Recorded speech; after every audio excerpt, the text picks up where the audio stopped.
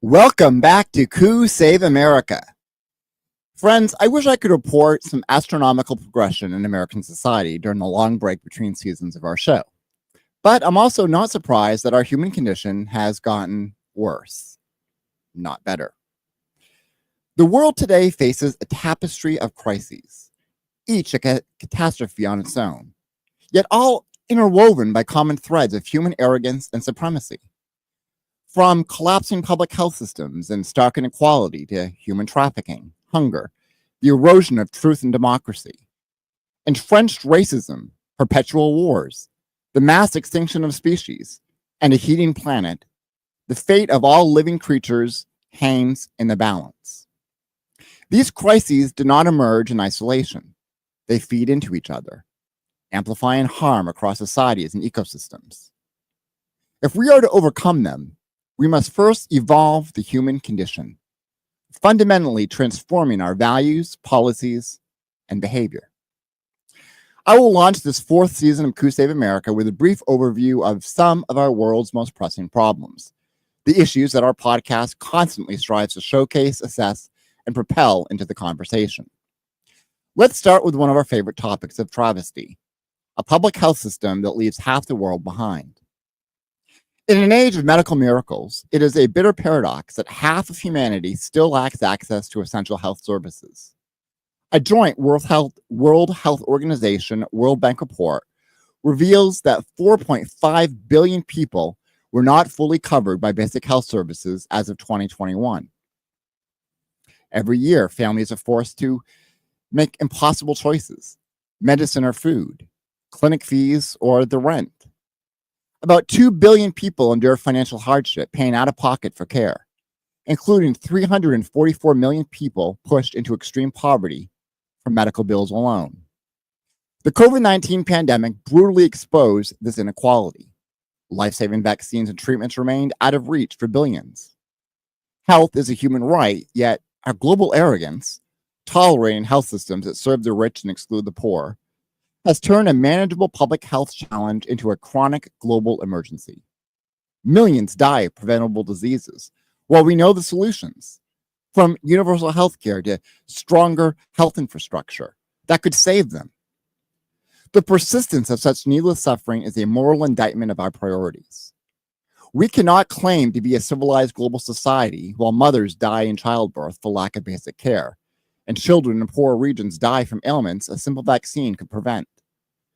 Public health must be seen as part of our collective security, because viruses and bacteria do not respect borders or bank accounts. Protecting everyone's health, quite simply, protects us all. The concept of money trumping integrity in medicine points us straight to the problem of inequality perpetuated by the obscene wealth gap. The divide between the haves and the have-nots, or as I like to say, the haves and the have-yachts, has become a chasm, obscene in its scale and growth. A recent analysis by Oxfam found that the world's richest 1% accumulated $42 trillion in wealth over the past decade, almost 32 times more than the wealth of the bottom 50% of humanity. Today, a handful of billionaires possesses more wealth than entire continents, while nearly half the world lives on less than $6.85 a day. The World Bank's poverty line for middle income countries. Inequality is not just a statistic. It's visible in the sprawling slums shadowed by glittering high-rises, in the desperation of parents skipping meals so their children can eat, and in the anger that fuels protests on every inhabited continent. Inequality has reached obscene levels, and until now, governments have failed to protect people and the planet from its catastrophic effects, says Max Lawson, Oxfam's head of inequality policy. The wealth gap directly contributes to other crises. It undermines public health when only the rich can afford care. It exacerbates food insecurity when millions cannot afford enough to eat, even though we produce plenty. And it corrodes democracy when money buys political power. During the COVID-19 pandemic and its aftermath, this disparity became even more stark. For example, since 2020, the richest 1% have captured nearly 2/3 of all new wealth created, while the regular people struggle with lost jobs and rising costs. Such extreme concentration of wealth is economically unsustainable and, frankly, morally indefensible. It is at its core a crisis of policy and imagination. We have the resources to ensure a dignified life for all, but we've allowed wealth and power to pool into the hands of a select few. Any real solution will demand courage, taxing extreme wealth, investing in education, healthcare, and jobs, and rewriting the rules of the global economy that for too long has favored profit over people. Which brings us to the question of why people can possibly go hungry in a world that produces enough sustenance for all. Hunger in today's world is not due to a lack of food. It's due to a lack of justice. We grow more than enough food to feed everyone, yet hundreds of millions go hungry every day. According to the United Nations, around 733 million people faced chronic hunger in 2023, roughly 1 in every 11 people on the planet. The situation is especially dire in parts of Africa and South Asia, where conflict and climate disasters compound the crises. Africa now has 1 in 5 people undernourished, including the children at a school in rural Zambia that my producer Mackenzie and I does everything that we can to support. Zambia is suffering from an ongoing drought that began in early 2024, and the effects have been devastating to farming communities. Hundreds of kids are skipping school so they can scavenge to fill their own bellies when their parents are unable to provide them with food. And sadly, the country of Zambia is not alone in the struggle. 2.3 billion people worldwide are moderately or severely food insecure, meaning they lack reliable access to enough nutritious food. These dry statistics translate into very real anguish. Parents skipping meals so their children can eat. Families fleeing drought-stricken areas. Children permanently stunted by malnutrition. Communities teetering on the brink of famine due to war or climate shocks. The causes of hunger are complex and interconnected. Poverty, inequality, conflict, climate change, and economic disruptions like the pandemic all play a role. The arrogance here lies in a system that allows gluttony and waste in some parts of the world while others starve. About 1/3 of all food produced is wasted every year, globally, even as hunger persists. It also lies in short-sighted policies, like prioritizing cash crops or biofuels over local food, or failing to help small farmers adapt to climate change. As activists often remind us, hunger is man-made, or at least its persistence is. We know how to reduce hunger, invest in sustainable agriculture, empower smallholder farmers, ensure fair distribution, stop conflicts, and tackle climate change. What's missing is a political will to do these things. In a world of billionaire joyrides to space, it is an outrage that basic nutrition remains a luxury for so many. We must treat hunger as the emergency that it is, not as sad inevitability, but a solvable problem if we value every human life as equal. A crisis of a different sort is undermining our ability to confront all the others. A decline in scientific integrity and a blatant disrespect for facts and evidence. We live in an age where misinformation spreads faster than any virus, and where expertise is too often drowned out by conspiracy theories and propaganda. During the COVID-19 pandemic, life-saving public health measures were delayed or rejected by many, thanks to rampant falsehoods. Climate scientists have warned for decades about global warming, yet climate change denial, often funded by vested interests, still muddles public debate. We see measles resurgences because of anti-vaccine conspiracy theories, and we see political movements built on false claims about elections or minorities. All of this amounts to what UN Secretary General Antonio Guterres has decried as a war on science, an infodemic of lies that is sowing dangerous discord. Guterres called for a global code of conduct by saying, quote, "The war on science must end. All policy and budget decisions should be backed by science and expertise," end quote. But data shows that the impact of rampant misinformation, public trust in science has frayed, conspiracy theories, etc. In the United States, for example, the share of people with high confidence in scientists has dropped sharply since 2020. And the share with little or no trust in scientists more than doubled from 12% to 27% between early 2020 and 2023. Similar trends are seen in many countries. A polarized skepticism towards experts and institutions. This decline of trust is partly fueled by politicians and media figures who exploit fear and ignorance. And yes, even by the occasional scientific fraud or overhyped study that grabs headlines. The consequences are deadly serious. When evidence is ignored, crises worsen. Climate change accelerates because policymakers dismiss scientific consensus. Pandemics kill more people when populations spurn vaccines or masks. Environmental toxins, unsafe foods, emergent technology, all require scientific oversight and public trust to manage safely. A society that devalues knowledge and expertise is a society flying blind into the storm. To restore our course, we must rebuild respect for truth. That means scientists must communicate clearly and ethically. Governments must base decisions on data and not ideology. And tech platforms must curb the spread of harmful falsehoods. It also means each one of us learning on our own to navigate information critically. The stakes could not be higher. As Guterres said, defending a common empirically backed consensus around facts, science, and knowledge is essential to tackling all of our global challenges. In the end, reality always catches up to us. You can't spin away melting ice caps or pretend a virus isn't airborne. We either reconnect with the reality or reality will punish us harshly for our delusions.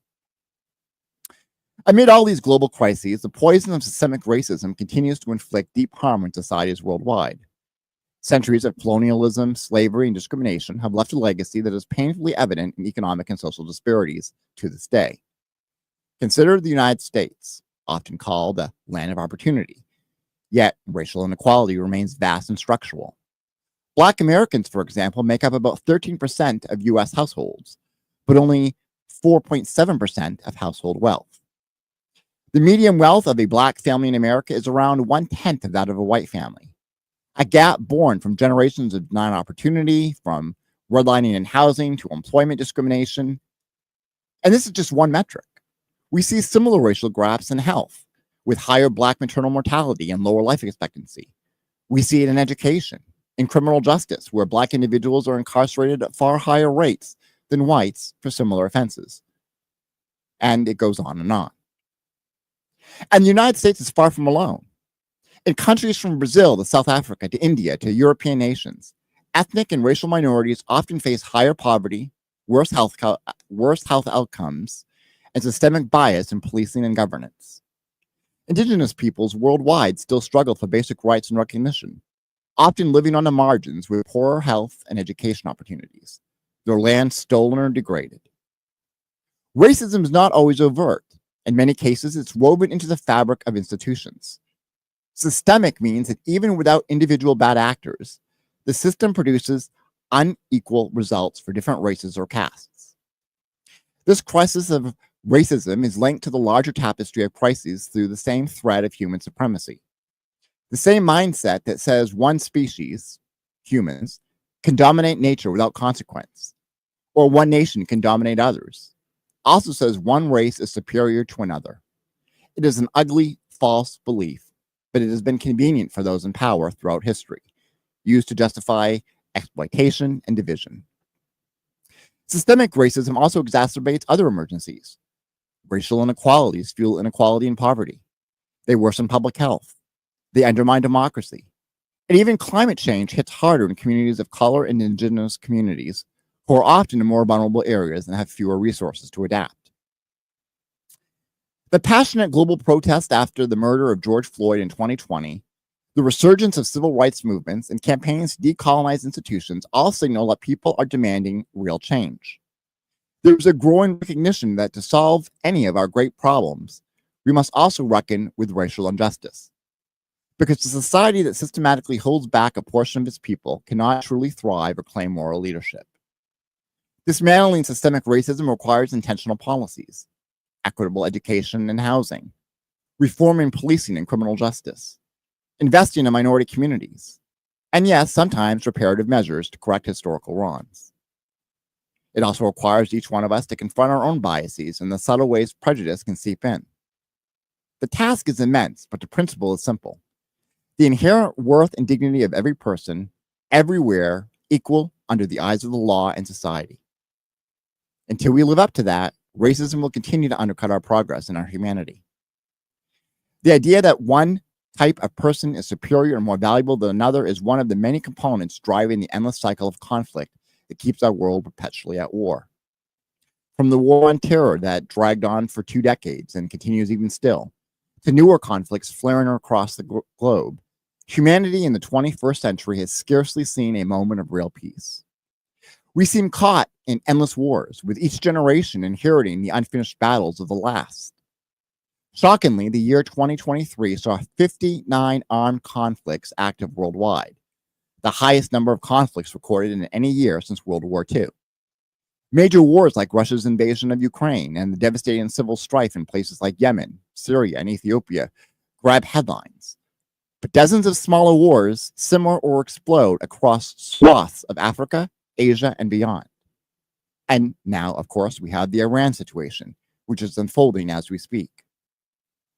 Violence worldwide is at post-Cold War high, and the past few years have brought more conflict-related deaths than any time in the last 3 decades. These wars rarely truly end. They often just mutate. Even when one conflict winds down, another ignites, or the embers of the old fight smolder on in an insurgency or sporadic violence. The human toll is almost impossible to fathom. Lives lost, and often overwhelmingly civilians. Cities turned to rubble, economies ruined, and hope for development dashed. Perhaps the most tragic indicator of our failure to resolve conflict is the unprecedented refugee crisis we now face.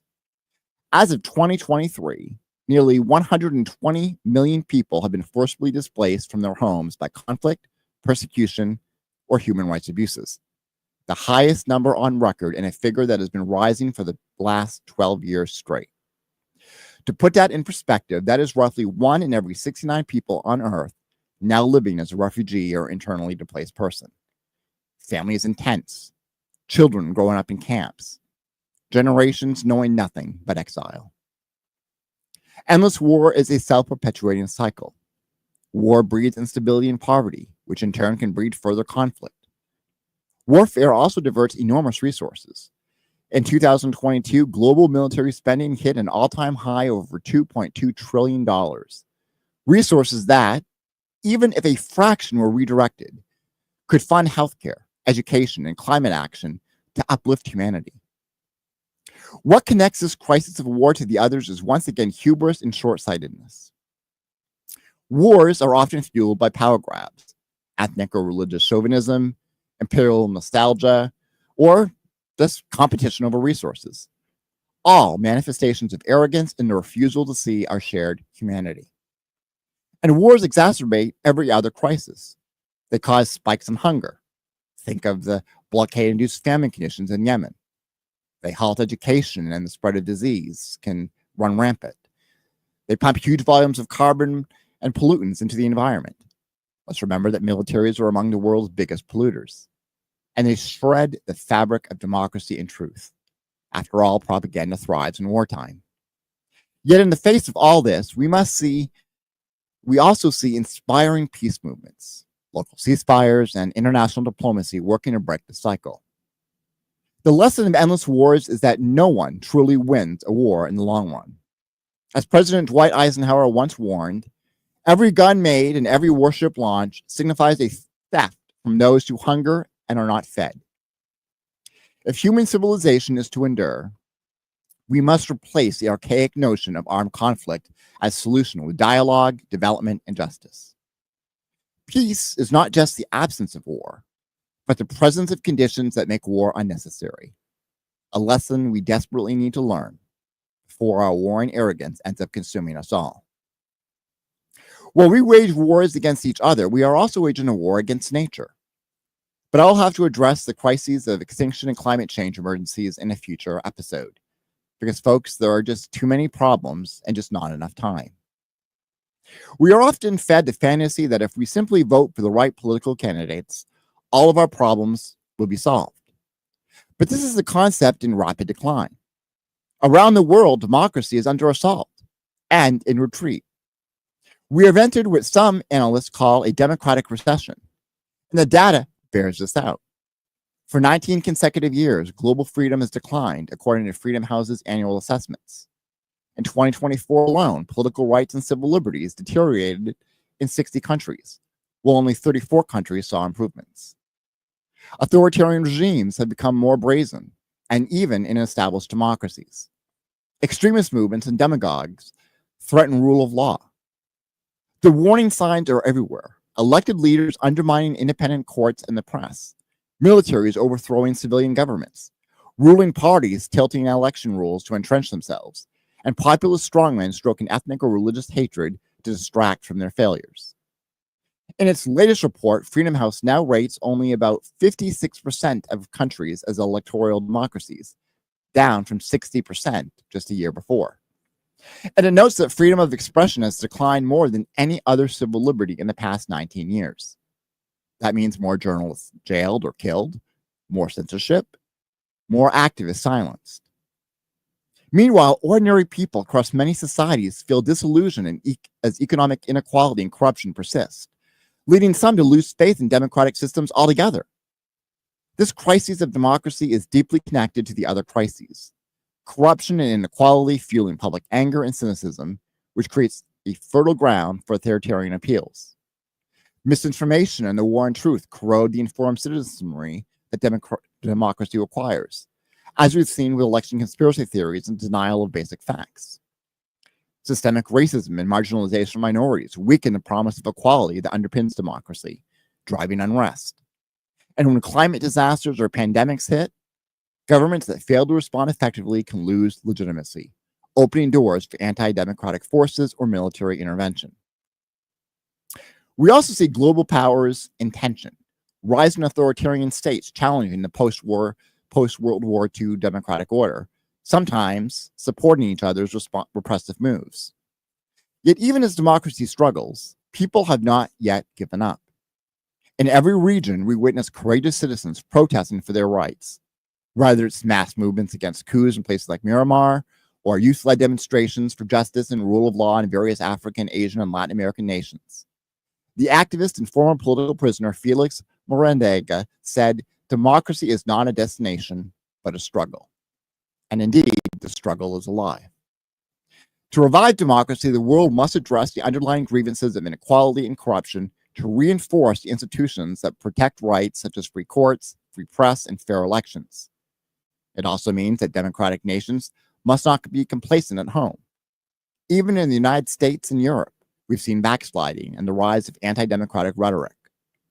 Our arrogance has been in assuming that democracy is a default state of affairs, an automatic inheritance. It is not. Democracy is a conscious choice, one that must be made again and again by every generation. The current decline can be reversed, but not without a fight for the values of pluralism, justice, and human dignity that define true democracy. Surveying this array of interlocking crises can feel overwhelming. Inadequate health systems, gross inequality, hunger, attacks on truth, democratic backsliding, racism, war, and environmental breakdown. It reads like an end times prophecy. Yet within each crisis lies an opportunity and a call to action. The common thread, as we set out at the start, is human arrogance and a false sense of supremacy. The belief that might makes right, that wealth creates worth, and that one group is superior to another, that nature is ours to conquer and exploit without consequence. This mindset has proven deadly. To overcome these crises, we must evolve the human condition.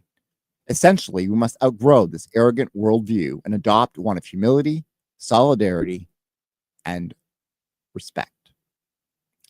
Evolving in this sense means growing wiser, recognizing that we are all connected. A virus from a bat in one country can bring the whole world to its knees. So we either ensure health for all or health for none. A carbon molecule emitted in one continent warms the atmosphere for everyone. So we either solve climate change together or we all suffer. Injustice and inequality fester until they breed instability that crosses borders. Oppression of one group ultimately diminishes peace and freedom for all. This is the fundamental truth of the 21st century. Our destinies are intertwined. The encouraging news is that solutions to each of these crises are known, and often the solution to one is a solution to others. Renewable energy, for example, not only cuts greenhouse gases, but can reduce air pollution, improving health, and can be deployed in a way that empowers poor communities, reducing inequality. Universal health care not only saves lives in a pandemic, but also makes societies more resilient and economically productive. Investing in education for all, girls as much as boys, is one of the most powerful tools to reduce poverty, improve health, strengthen democracy, and even slow population growth in a sustainable way. Ending wars frees up trillions that could be used to fight hunger and build infrastructure. Combating racism and empowering marginalized groups unleashes human potential and creativity that benefits whole economies and cultures. Protecting nature helps regulate our climate, supports agriculture, and prevents pandemics because intact ecosystems can slow the spillover of diseases. All of these solutions require a shift from the dominance-driven thinking to collaborative, compassionate thinking. We must foster what some call a global ethic, a sense of responsibility to each other and to future generations. This ethic is not naive individualism or idealism. It's pragmatic survival strategy. As a proverb says, if you want to go fast, go alone. If you want to go far, go together. Up to now, too many of the most powerful wanted to go fast, chasing quick profits, short-term wins, and narrow self-interests. That got us here. Now, to go far, to ensure a livable world by 2100, to hand over a habitable planet to our children's children, we must go together. History shows that humans are capable of a remarkable evolution in our thinking. We abolished the entrenched institution of slavery. At least in law, though exploitation persists in new forms we must still eradicate. Many nations moved from absolute monarchies to democracies recognizing individual rights. We've overcome deadly diseases with global vaccination campaigns. We've come together before, imperfectly, but importantly, to address existential threats. For instance, the world did cooperate to curb ozone layer depleting chemicals and succeeded. When faced with the abyss, humanity has the capacity to pull back. Now we stand on the precipice of multiple abysses at once. The hour is late, but not past. What is needed is a profound shift in both policy and personal perspective, an admission of our shared vulnerability and shared responsibility. The calls for transformative change are not exaggerations. Incremental tweaks won't do when the very systems we rely on, climate, ecosystems, economic, and social orders, are buckling. We need to redefine what progress means. It can't just mean increasing GDP or technological gadgets while the world burns and people suffer.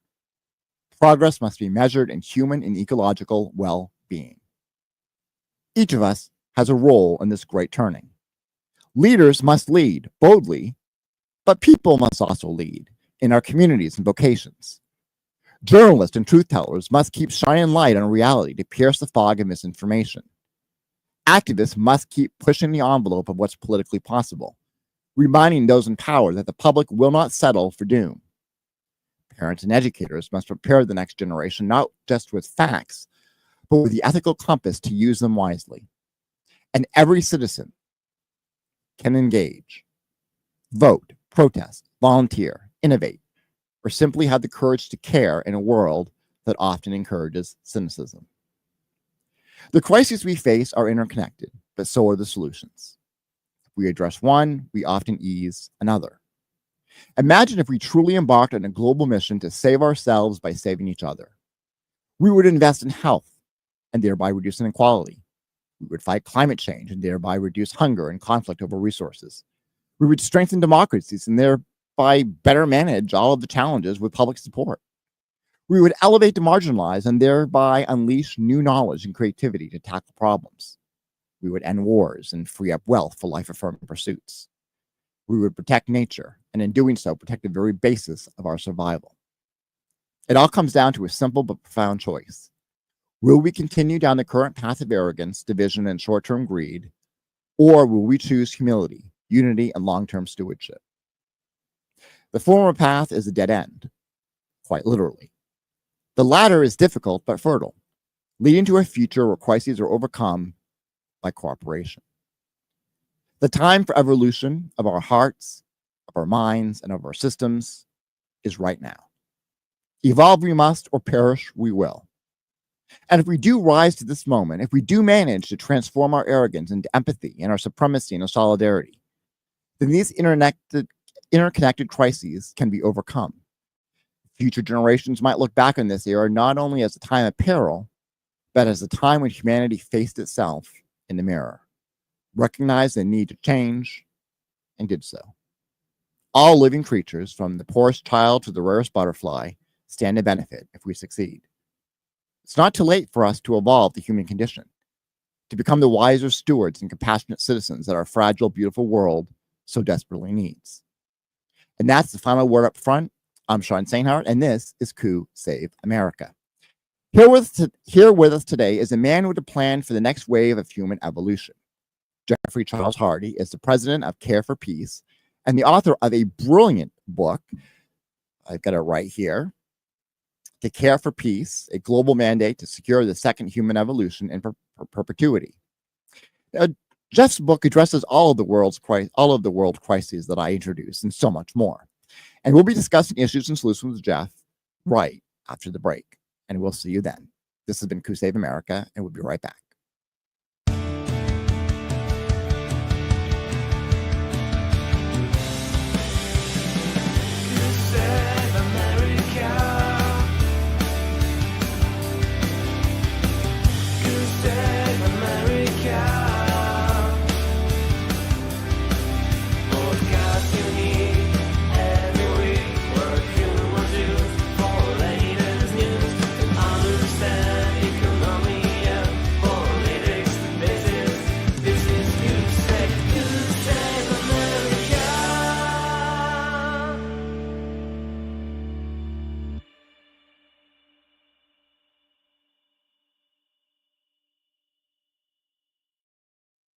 Jeffrey Charles Hardy is a 30-year veteran international healthcare system, service, and facility planning and design consultant.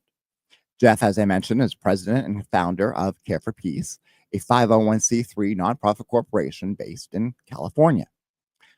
Following the release of U.S. sanctions in 2012, Jeff worked with the Myanmar Ministry of Health, the People's Health Foundation, and the Rakhine Tahiti Association to fund, plan, and build the first prototype mini medical center that will be supported by a micro healthcare system for rural townships and villages, where 70% of people live with little to no healthcare. Jeff's recently published book, To Care for Peace, a global mandate to secure the second human evolution in perpetuity, has been making waves in TV shows and podcasts as it begun to resonate among the world community of people who want to be part of the process of changing the world for humanity and all living things. And at that point, I would just like to bring in Jeffrey Charles Hardy and talk about this amazing book that I highly recommend people get. And if we can maybe put the book cover up for a quick second. There we go. Once again, the book is To Care for Peace, a global mandate to secure the second human evolution in perpetuity. The process is the solution. And let's get into that process, Jeffrey. First, I want to begin with your origin story. You tell a story in the book that I found very heartwarming, where you went to Mexico, I believe, as a child and witnessed something that literally changed your life. And I was wondering if you can kind of share that with our audience. Well, first of all, hello, Sean. Glad to be here with you. I enjoyed your intro. It helped me realize that I'm speaking to the choir here. So thank you for that. I was only 10 years old, and I was living in Marin County, which is just north of San Francisco in California, and living in a very white town, very Tony. And my father took my sister and me and my mother on a nice trip, probably about a 10-hour drive all the way down to Tijuana in Mexico. And so here we were, having come from suburban America with sidewalks and cars all over the place, down in a tiny little town that had dirt roads, no sidewalks, mostly alleys and roads and paths that you really couldn't tell the difference between one and the other. I saw children playing in the street and little boys playing soccer with a old football ball because they didn't have a soccer ball. I mean, imagine trying to kick a football around the road with your feet. It's pretty funny. But these kids were having a great time, and there were children, babies, in cardboard boxes being watched by little girls. Um, I don't know where the babies came from. I don't know where the little girls came from, but it was a big sudden shock to be in an environment that was so completely different from where I had come from. I'm a 10-year-old boy, seeing the world as it really is and really was and really is. Um, Yeah. and that's really where my awareness of the world began. It wasn't in the textbooks that I was supposedly reading, which I didn't do a very good job of reading those textbooks either. But anyway, yeah, that's where my awareness began. And then it was only when I was in the United States Coast Guard Reserves as a hospital corpsman trainee, where I was working in an infirmary taking care of men who were coming back, men my own age, coming back from Vietnam War, everything from gunshots to snake bites to having, burnt their whole bodies because they decided to go out and sunbathe for a half hour in sweltering heat. And so I was taking care of these guys, and all of a sudden I had another aha moment, and it was realizing that these people that I was taking care of, these men, were just absolutely grateful for me being there. Now, here I am, a 60s kid, being being honestly being uh, gracious, to the people, and the graciousness from the people who I was working with. And it was a weird feeling because I'm used to boys being boys Right. and punching us, punching, and saying, "Hey man, what are you doing?" And so I ended up realizing that this feeling that I was getting from all the caring that I was giving was really just simply peace. And it wasn't some uh, magical peace. It wasn't peace between two wars, that space Right. between two wars. It wasn't peace that comes from a war. Is at the end of the wars, people are not getting killed, so wow, we have peace. It wasn't that, and it wasn't sitting on top of a mountain with your legs crossed. It it was something that was a feeling. So I had caring, which is you can care about. That's with your heart. Your heart cares about. And then you can care with your hands, and that's caring for peace. And then you can eventually get to the point where you can take care of peace. And all these things just kind of came to me while I was being a hospital corpsman in the Coast Guard. And it was a big aha moment that ended up being expressions that I've used. Our Care for Peace Foundation motto is, "Through care, you can attain peace." And I think that active care promotes dynamic peace. That process is something that I developed in my mind, just it's a thought. And then when I left the Coast Guard and started working in hospitals all over the United States and eventually all over the world, in different countries in the world, I realized right away that nurses already know how to care for peace. Mothers already know how to care for peace. Teachers, many teachers already know how to care for peace. This is an incredible thing, folks. We already have an evolution of humanity that we just haven't put our finger on it. We went from killing for peace to caring for peace. We're already doing it. And that's where the whole idea of care for peace came from, beginning with your question, the answer to your question, which is, how did that happen there in the little tiny village, which at the time was tiny, Tijuana, I'm in Mexico for a little 10-year-old boy.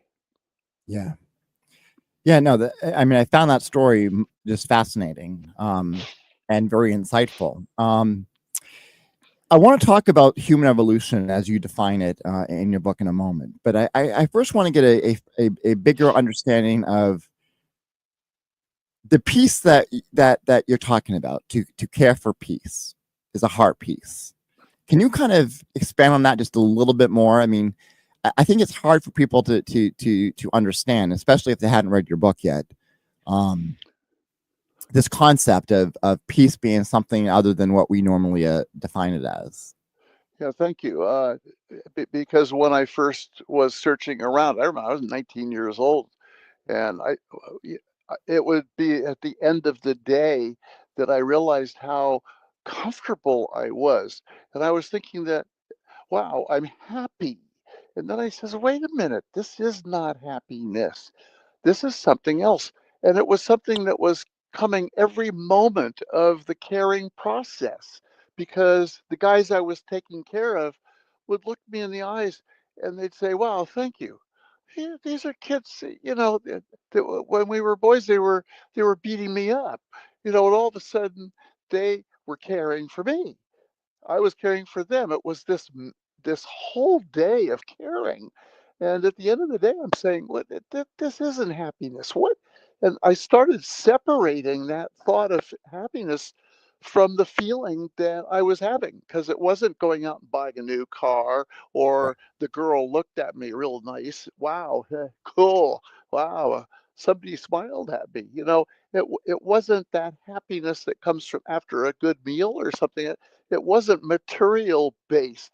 It wasn't satisfaction based. What is this feeling? And I remember coming up with the idea that it's peace, and I was saying, no, no, they're using, it's, after the war's over, that's peace. No, oh no, the people, the Buddhas, and the people who sit on the top of the mountain, that's peace. Couldn't possibly, you know, it, it's something else that I finally gave up. I just said, well, okay, let's just redefine peace, because I couldn't think of another word. And of course, in this Google age, this AI age, I have many times, even since I wrote the book, many times tried to figure out if there's some other word that I'm looking for other than peace. And I think there are other words that are in other languages that people use, just like the Eskimos have hundreds of words for snow and ice. Yeah, I think peace is something that, the word is there. And it's something that now, in my definition, comes from yourself. It comes from your own heart, and it's already there. And I mean, when I found out nurses care for peace, it's because they listen to me. I'd say, oh, this is interesting. The doctors, they didn't listen to me. They came in with their preconceived ideas and said, okay, this is what we're going to give you. But it was the nurses who came in right away in the exam room and said, how are you feeling? Well, thanks. Wow, glad you asked. Yeah. That sore on your waist. Let's give you some medicine for that sore on your face. I mean, the doctors just, it was almost black and white between what the doctors were good at and what the nurses were good at. So I'm glad I had both, because both helped me. But the spiritual side, and the true definition of spiritual, was what the nurses were giving me, and that's care. Now, if you realize, I was designing hospitals and healthcare Right. centers and clinics all over the world. That was my career. And the differentiation between care and clinical delivery is an extremely important delineation that we don't really talk about in our discussions about what patients get or should be given when they go to a hospital. A hospital is designed for clinical delivery. Okay, it's designed for clinical delivery. It's not designed for care. And I had to change that during the years that I was working in hospitals. I ended up saying, wait a minute, stop this patient stuff, patient focused. Yes, patient focus is important, but nurses know how to focus on patients. Let's have nursing focused hospitals. If you design a hospital for a nurse, it doesn't look like the hospitals that are designed like hotels where the poor nurse has to walk from a central nursing station all the way down a long corridor because it was designed like a hotel so that the patients can go to a nice pretty place to, get lost in the shuffle. And I say lost in the shuffle. I even started a website, this is like 25 years ago, called No Hidden Patient, because I was finding out that patients were being put in the end of the long corridors that needed the most care, or they designed an intensive care unit, but it too would have rooms that were hidden. The nurse could not see the patient. So little by little, I discovered that there were hospitals that had designed intensive care units so that nurses could actually see the patients from where they were sitting, and they could only walk a few feet to get to their patients.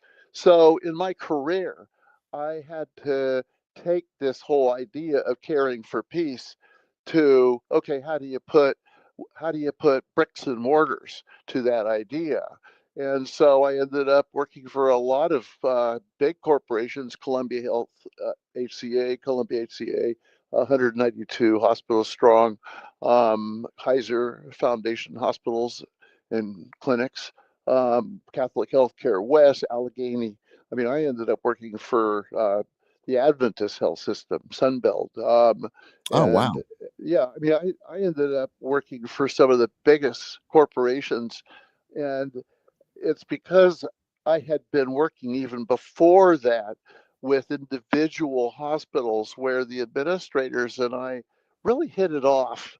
And the administrator would have a new patient tower to build and say, Hardy, would you come on in and help us design this thing? I know you're not an architect, and I always tell them I can't even draw a straight line, but I know nursing because that's where I came from. It wasn't just that 10-year-old boy who realized that there's a whole world out there that people need to take care of and care for people. It was also that special time in the United States Coast Guard at the age of 19 that I discovered the care for peace in my heart. How could I translate it to bricks and mortar? And it was only after I ended up starting my own company and then selling my own company and then going to Nigeria and working with the people in Nigeria about designing a small little health centers instead of a hospital. And then finally going to Myanmar and working with the government there and wonderful, wonderful people there where we were really able to design something that was a care for peace community development and health center, only 50 by 50, 50 feet by 50 feet. It wasn't big, but it was unbelievable. It is unbelievable because it shows what Care for Peace looks like.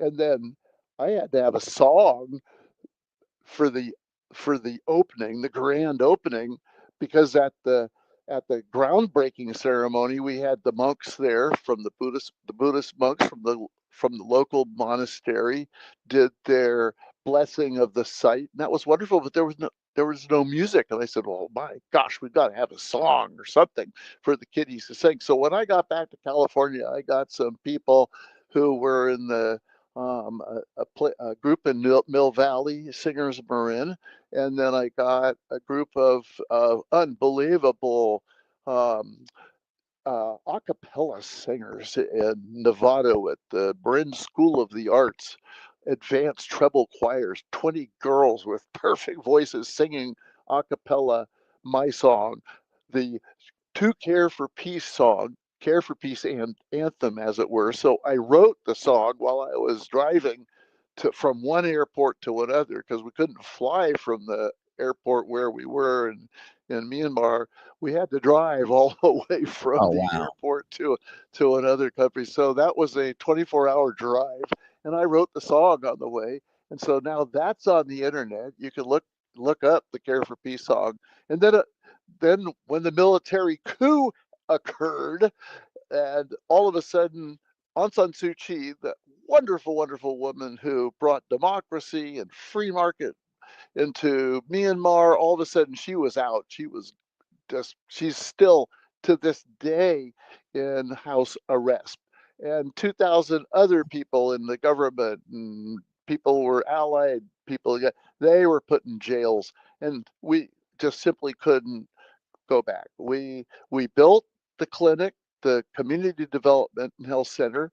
Since we left, the People's Health Foundation, helmed by Dr. Dan Singh, has built 22 of these. So the the process Wow. began, but it kept going. And even when we weren't there, it's happening.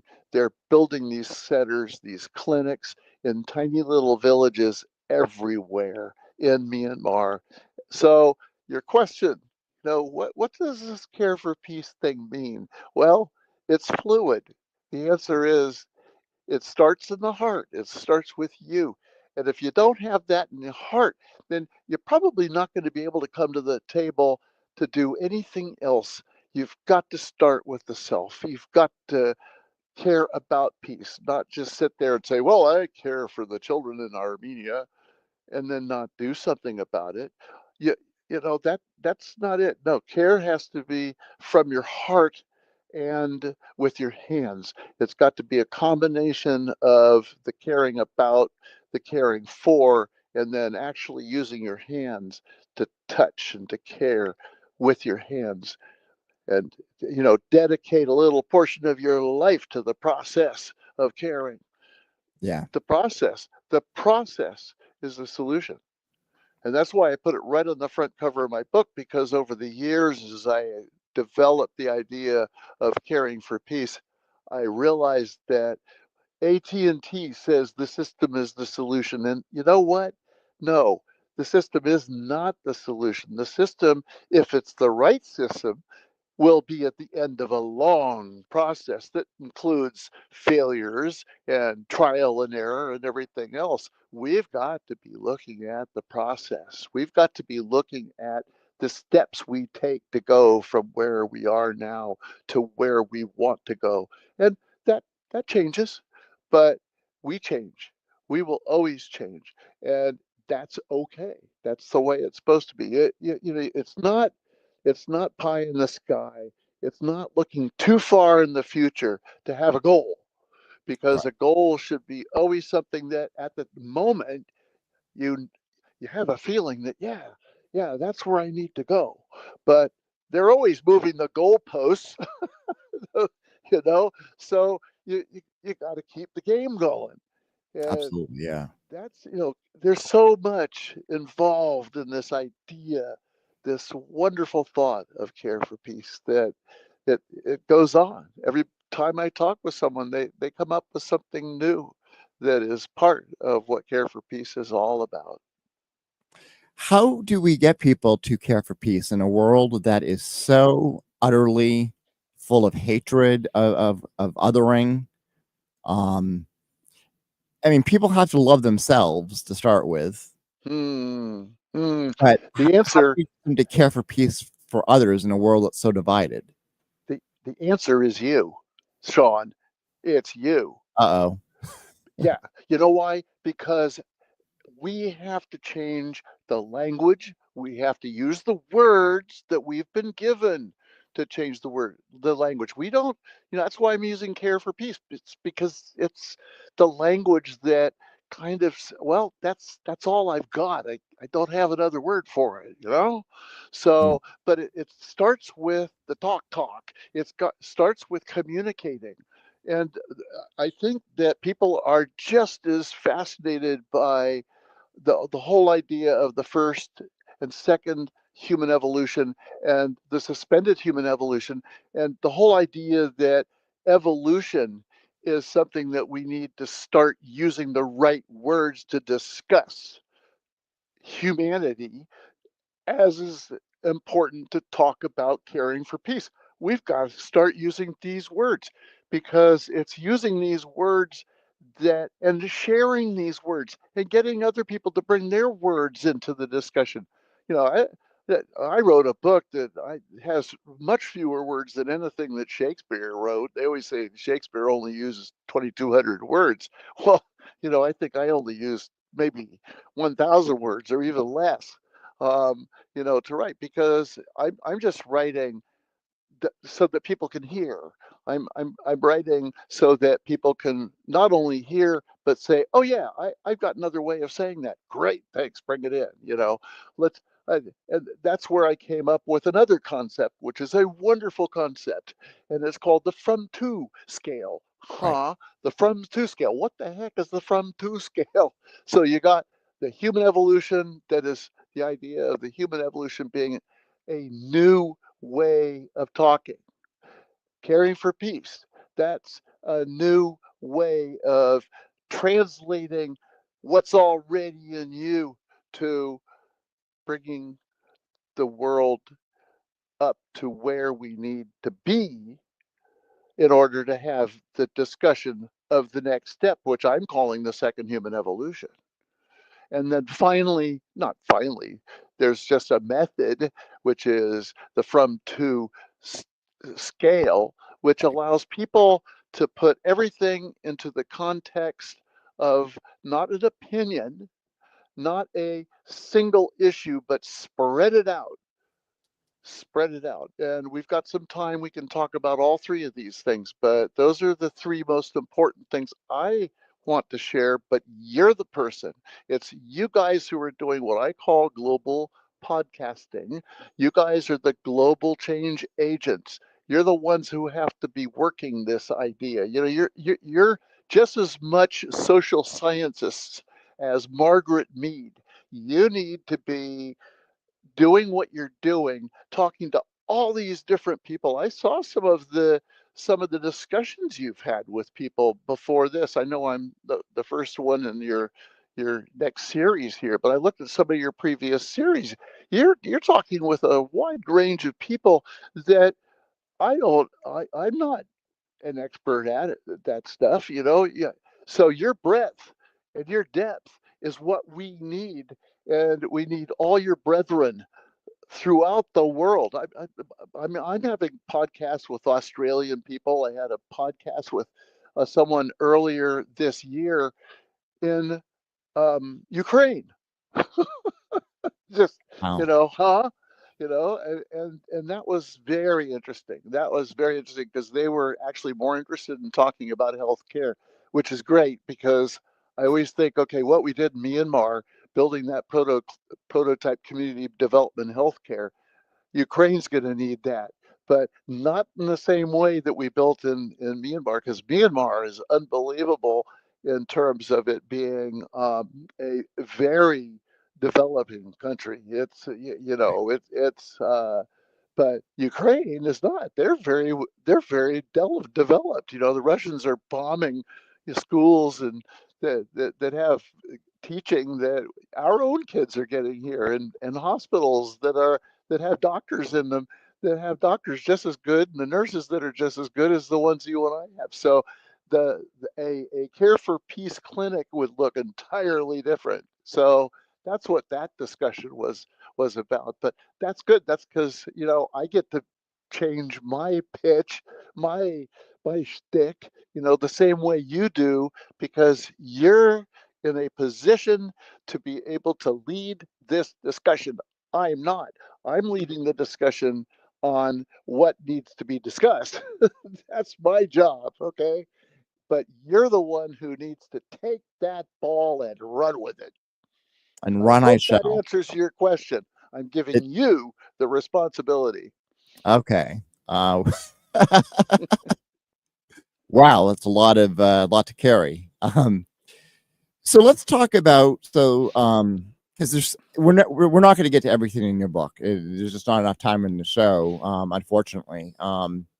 Which is and here, let's put the book cover up again. To care for peace, a global mandate to secure the second human evolution in perpetuity.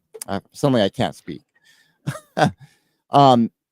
The book is available on Amazon. I've got a hard copy here. It's also available for Kindle, and it's a remarkable book, and it offers. Would you say it's fair to say that your book offers templates for change? Absolutely, but more templates for considering change. Right. Now, let me share with you a very important process that you are in right now. It's called pre-planning. I would go as a healthcare planner. That was my thing. That's what people hired me to be, a healthcare planner. And but more specifically, if I can drill down on that to be to make sure you understand what I did, I was a facilitator.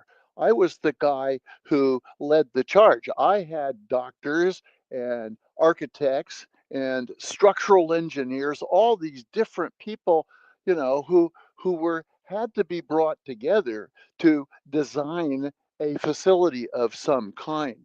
And so I didn't draw a straight line, but I couldn't operate on a patient. I couldn't, I mean, these people at the table were experts in their own way, and I'm not. So when I say I'm a planner, I'm the guy. I wasn't even a project manager. I had a project manager at the table with me and a financial officer with me.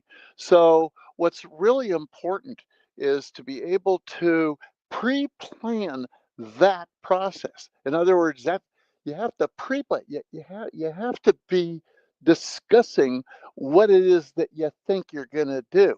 And you know what happens? I'd be in the room where they say, "Okay, Hardy, you're going to help us design a hospital," and I'd say, "Back up. What do you mean a hospital? How did you get the idea that you should build a hospital?" "Well, we had some studies that, well, we went out to the architect, and the architect said, well, we need to look at this and decide how many rooms the patient, we should build, and how many intensive care units, and how big your emergency department." And I'd say, "Guys, you're way ahead of yourselves. That's not pre-planning. That's a process you do with the architect after you know for sure you need a hospital." And I Right. cannot tell you how many times in my 50 years that I was in the wrong place at the wrong time because I was called after they called the architect. And it's too late. And by the way, I've got 5 examples of hospitals that should not have even been built. And just because, I mean, one of them not very far from here, down in Morgan Hill, California, they hired me and then they fired me. This is, they'd already hired the architect. He'd already done the drawings, and I said, "No, you shouldn't do this." So they fired me. And then 3 weeks later, they hired me back and they said, "Okay, we realize that you were right about that. Now, how can we build this so that we survive?" Well, I'll tell you, that hospital survived for 18 months and then they closed the doors. Wow. It was just, and that was the one in Morgan Hill. And then I had the same experience in 4 other places nationwide. I mean, you got to start with this process that you're doing right now. It's pre-planning. Now, pre-planning means something different now when we're talking about trying to figure out how we're going to get to the second human evolution. Well, first start, you got to be able to talk the language of how do you look at humanity? And that's the question that you're going to ask me next, I'm sure, because this whole idea of the human evolution, the 3 stages of human evolution, is entirely different than anything else you've been hearing about when it comes to defining where we are in this epoch, the Right. Pleistocene epoch, and now specifically the Holocene, which is a geologic concept. Huh? And now you've got a discussion among the geologists who are trying to figure out what the Anthropocene is, and if the Anthropocene extinction is happening right now. And I'm saying, guys, look, back up. Let's just talk about humans, not humans and geography or geology. And let's not even include the animals or the farm animals or the pets. Let's not include any of it. Let's look at humanity from about 2.5 million years ago to today. And I call the first human evolution the time from 2.5 million years ago to sometime between the mid 50s and the mid 60s. Well, when we had mutually assured destruction and we could blow each other up, and we had already circumnavigated the globe. It had been proven that the world is not flat, it is round. And a lot of things happen. A lot of the elevation of the thought of man, the philosophies, the the way of governing, all the ways that humans had evolved to that point was something to celebrate.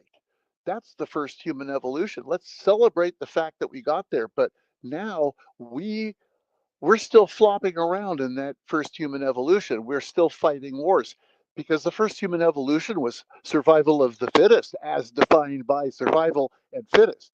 Because fittest today is not the same as fittest was during the whole first human evolution. And that's something we have to start talking about. What is fittest for everybody on this planet today? It's not survival of the fittest person. It had better be everybody has a chance to be the fittest. We have to look at a fittest planet. How are we going to do that? So now we're dragging our feet out of the first human evolution because we still have wars going on. We still have some pretty bad killing stuff. Yeah, we have South Sudan and all the all the little skirmishes that are occurring and by the way, it was your whole first piece that you did.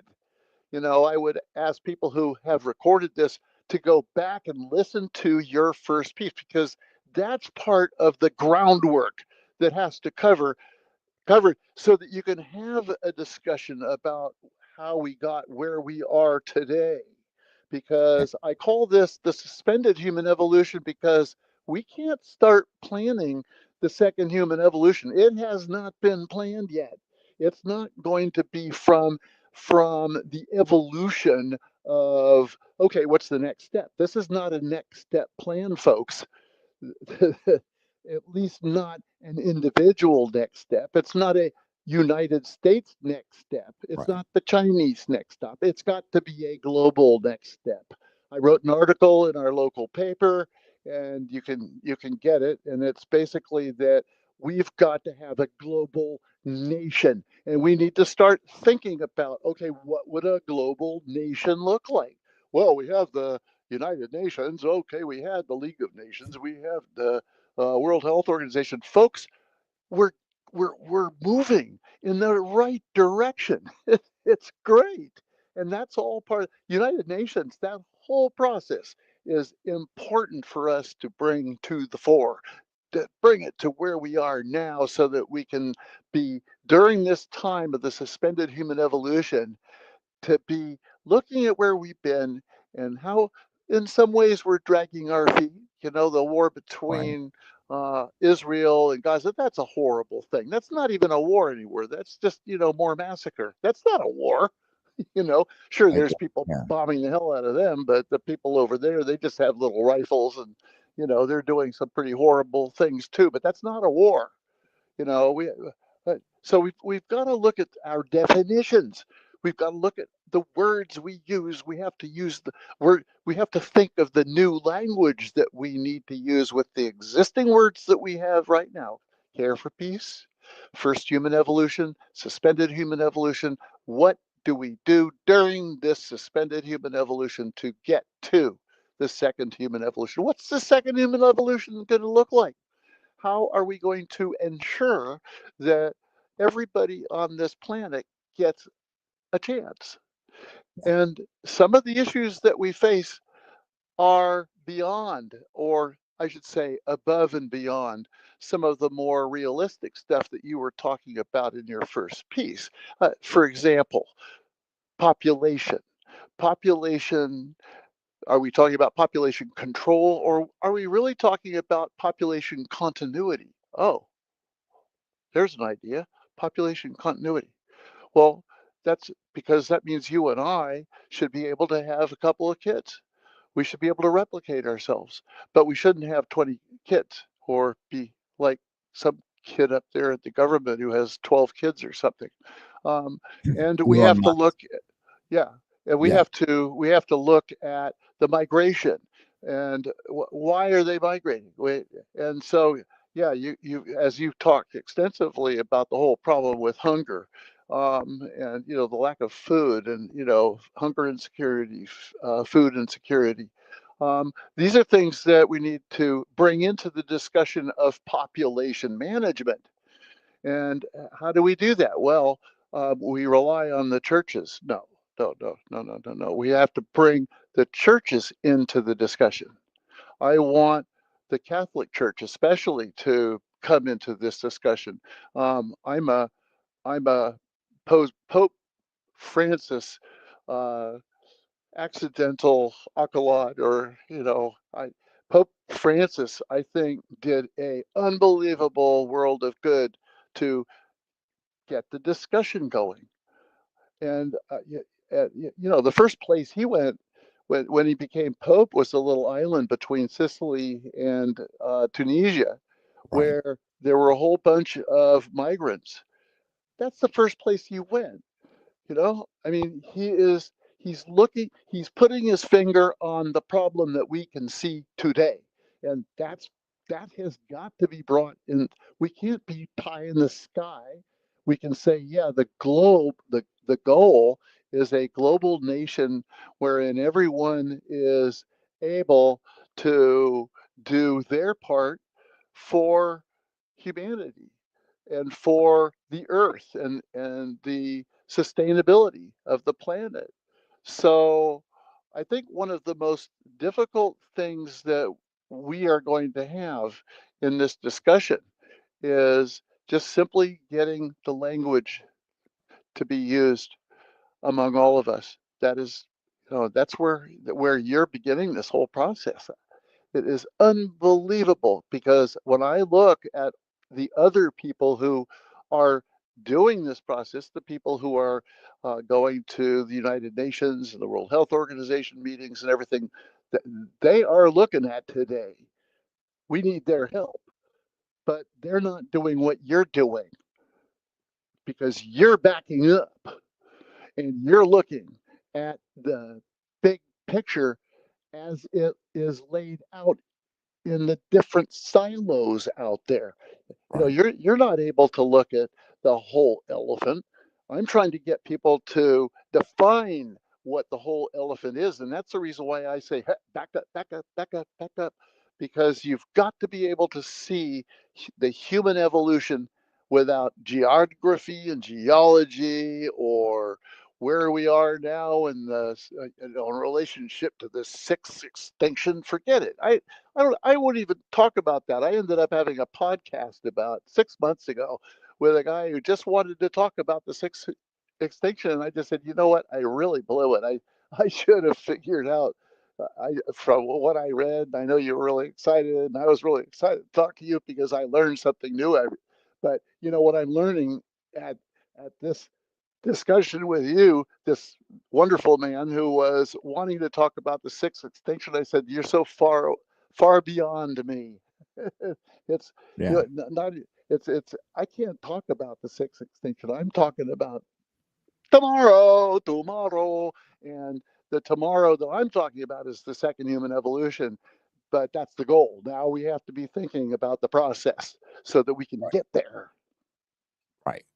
A good friend of mine, Warren Ellis, has a question. He says, first off, thank you, Sean and Mr. Hardy. Are you familiar with Humankind by Rutger Bregman or Donor Economics by Kate Raworth? Yes, as in I've heard of them. Okay, so I won't go beyond that. So yeah, and I am glad there are people, and I follow people like oh, what's his name? He's another Jeff, and a lot of the people who are really discussing what it is that the world needs. I read David Brooks, Ezra Klein, a lot of the pundits who are out there who write, but I'm uh, I'm always ready to learn from anybody.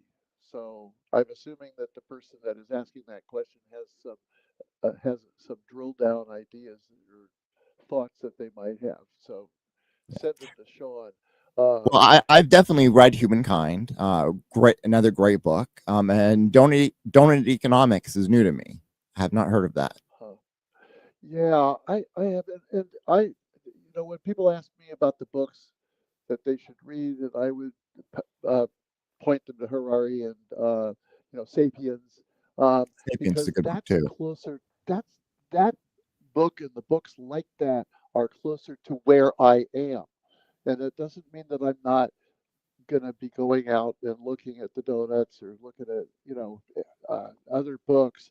It's just that I'm trying to stay at where I'm at. I get asked all the time about what do you think about Trump, and I say, I don't think about Trump. I try to figure out what it is that we are doing in this world today, and I try to take the person out and look at what we're doing, and are we is that part of the process?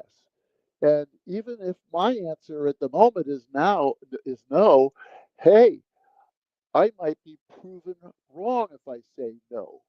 uh, and I mean, an example, I guess I could use as an example this bombing that Trump did. Well, he proceeded in doing what Obama and Biden didn't do, and the bombs that he dropped on Iran were designed on an order of Obama. Right. So it's like, and so he did something that was there to do, and finally said, "Yeah, there's too much talk. We just got to do something." Okay, and instead of talking about the man who did it, we need to be looking at what was done and try to determine if it's a step in a process towards what we need for the second human evolution. And I do read, well, is this the beginning of Third World War? Okay, well, if it is, then what's the process? What came from Second World War were a lot of amazing things. I mean, other than the fact that a lot of people got murdered and a lot of people killed, and it was an absolutely horrific war, as has been all the wars since that, then Vietnam, North Korea, Yeah. all these other wars that are out there. I try to back up because that's what I do the best. That's what a planner does. That's what a facilitator does. He tries to get people to back up, back up. Come on. We got to look at the big picture. Is this a step in the right direction? And when it comes to politics, I don't know the answer. I can say, yeah, it might be. Okay, what's happening next with that Iran situation? It looks like they've got a ceasefire. Um, okay, but that I don't even hover around that level. That's just not where I'm at. I'm trying to pull a planning group together, but I've got to start with the pre-planning group, and that's you. You talk about the mindsets, and I forget how many mindsets there are. Right. The mindsets that are needed in this time. Can you kind of describe the mindsets that you've identified as people that we need in different roles, whether it's leadership or communicators or what have you? Yeah. Um, it, I like the question because we all come to the table with our programmed mindsets, our comfort mindsets.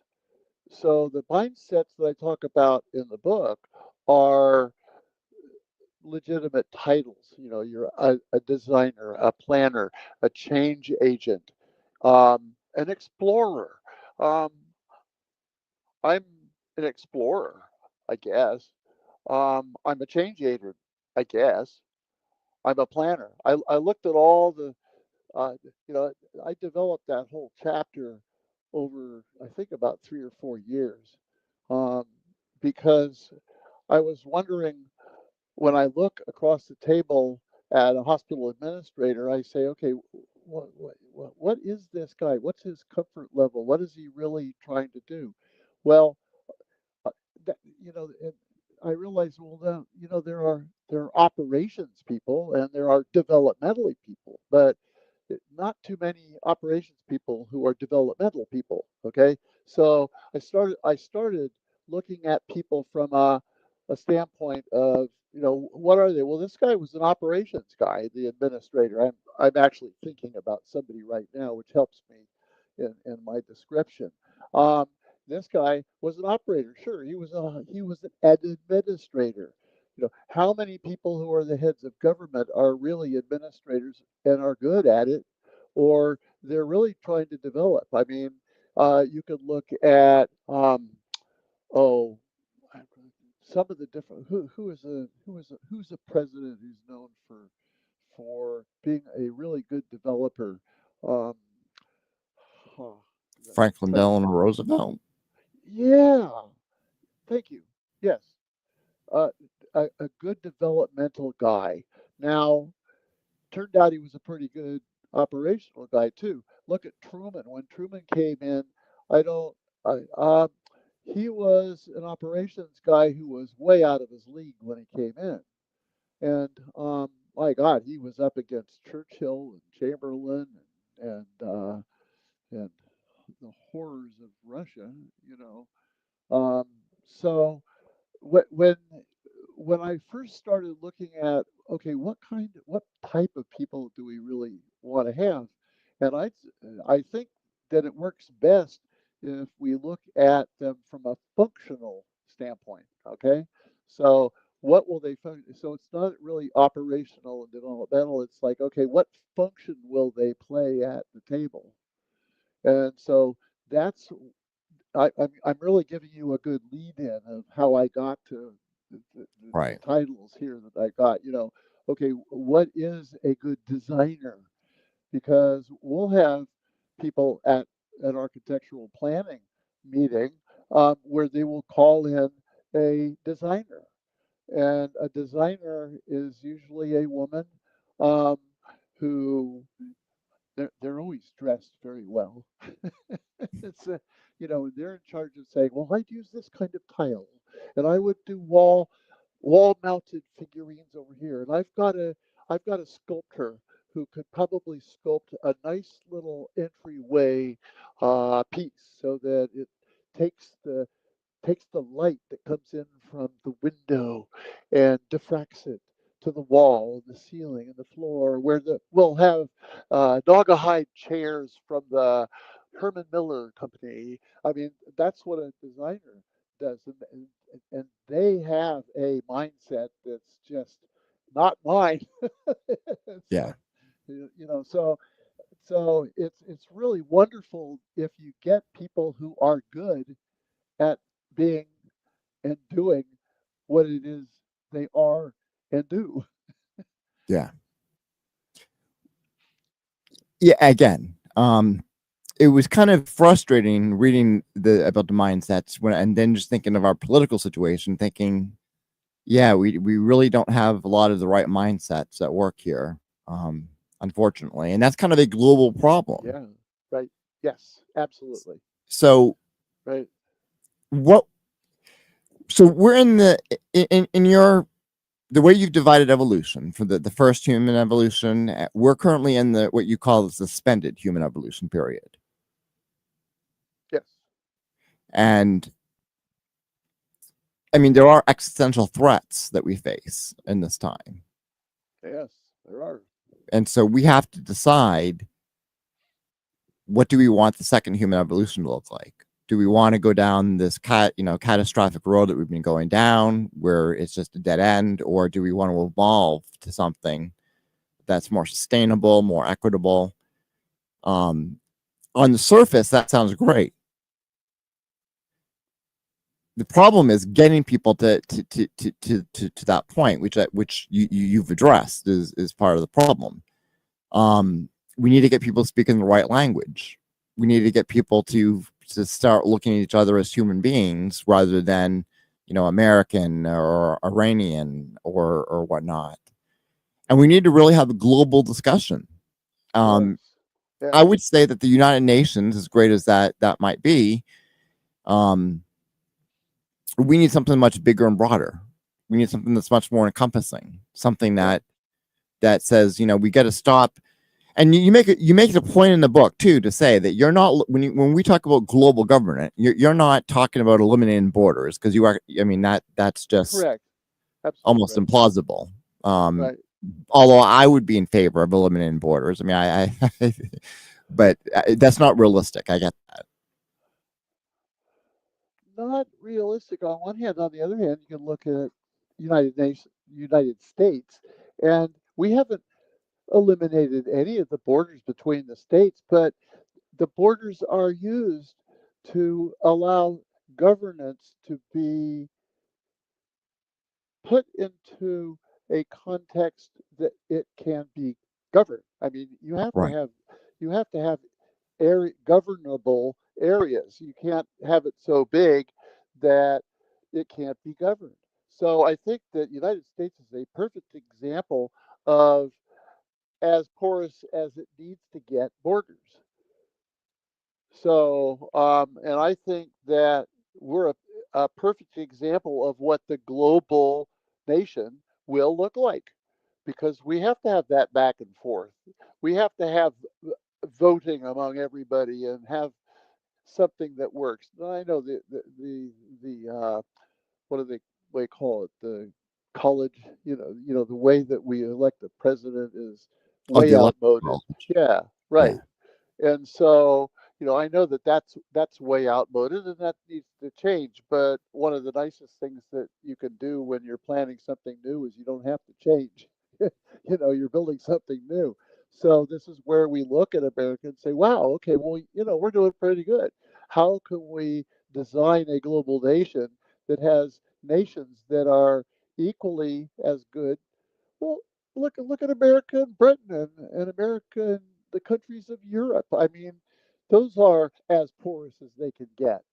And and yeah, I know the tariffs right now are causing some havoc, but my earlier question, is that is the are the things that are happening today going to be a step in the right direction, even though it seems like we're going backwards?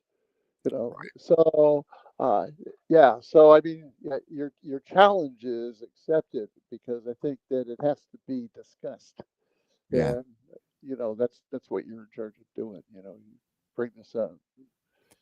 Yeah.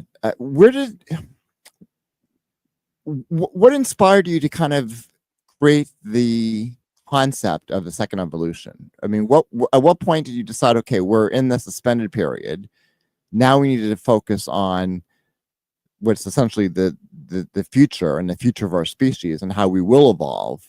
Right. And what kind of inspired that concept for you? Uh,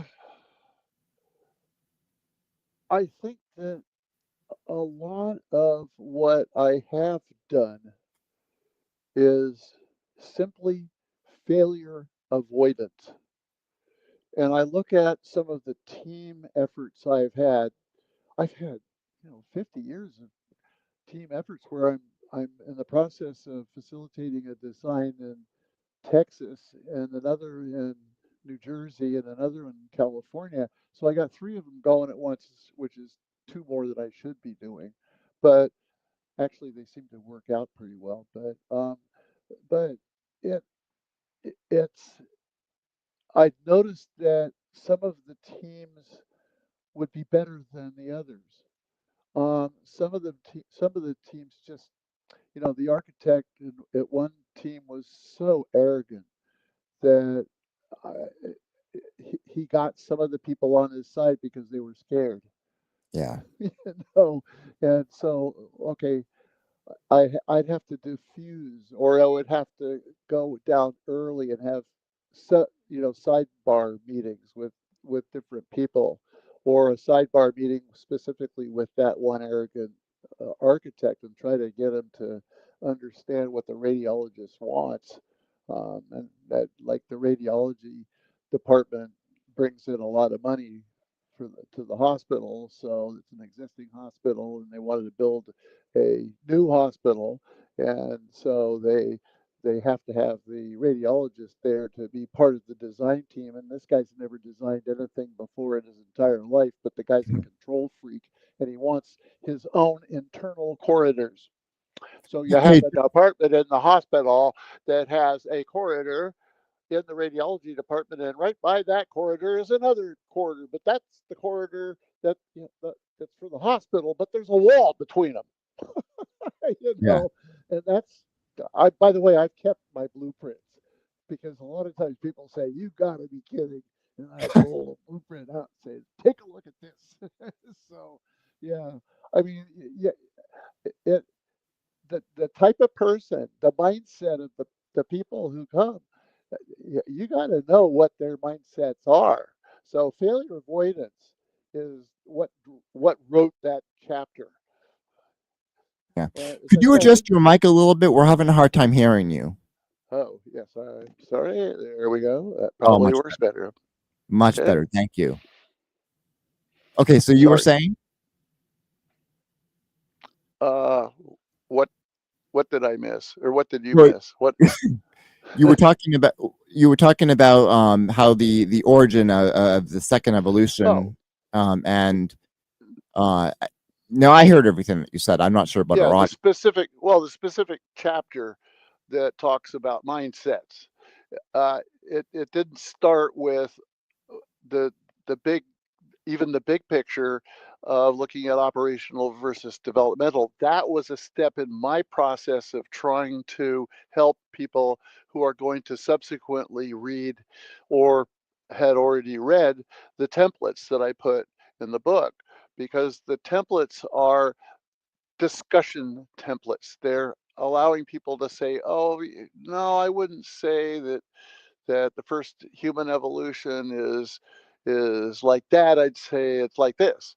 And then, because you get a discussion going, and it's very important for the people at the table to be able to discuss an issue that is between two people. It's not something that is an opinion. Opinions kill. Opinions are living death threats. I mean, opinions just get in the way of a lot. And what's interesting is that most of the meetings I've had, I've shared that, and somebody at the table will look at somebody else who just said something and say, "That's an opinion." And then someone else will say, "You die." Yeah, because if you come to the table, I had a woman who came to a table, a lovely lady, had some great ideas, but one of the ideas was, you guys from California, yeah, I know you guys want to do this unisex bathroom thing. And I'm talking about, this was like in 1982, Oh, and yeah, I mean, in California, we were starting to realize that the women who were going to football stadiums had to wait uh, in a mile-long line to get to the bathroom, but the men could just go on in to the bathroom and do their business and leave. you right. know well, it's the same thing in a hospital. They'd say, "Okay, well, here's the men's room," and they'd make the same size as the women's room. You just they, Men don't get it. So you have to be be talking with people like that. So I explained in this one hospital situation, I said, you know, in California, they're starting to do unisex bathrooms.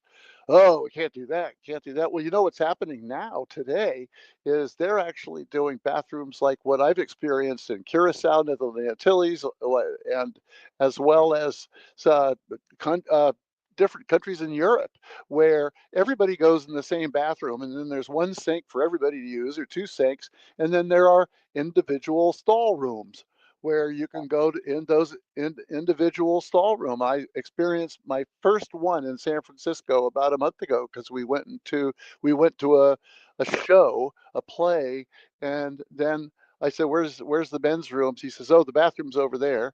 And I walked in this door, and there were women who were waiting for stalls and men stalls, and they were talking with each other. I said, wow, you actually went to the bathroom? You know, where, Yeah. you know, it's like, you know, so these, you know, societies change, and you have to be able to change with the society, but it's the type of people, it's the mindset of the people coming to the table, and it's a discussion about the mindset with the people at the table so that they're put on notice. If you're a planner, we really honor you. We need your planning expertise, but you know, help us with the issues with your mindset. Use your mindset to help our discussion. What do you think is the and I know this gets into the existential thinking, but what do you think are the primary barriers to initiating the second human evolution from the suspended human evolution that we're in now? I don't know. I could say something arrogant like collective ignorance. You know, I think that my answer would be in that direction, because if we don't include the people who will be helping this process, designing the second human evolution, and then implementing steps in getting to the second human evolution, then I think that we'll have a problem that we have right now. When I talk about the second human evolution, people don't understand it. So this is going to have to be discussed. And so far, I have not had anyone say, "Oh, you're full of nah." What do you mean? Nobody has said that. All of them allow the fact that there is no fact called the second human evolution, and that and I've had religious people say to me, which is really cool because I've had actually two different religious persons say to me that the second human evolution is something that needs to evolve from what God has established in the first human evolution, such as we have to have more people at the Lord's table, and some of the things from the first evolution that would get in the way of a progression of the discussion about population management. Okay, so in looking at the need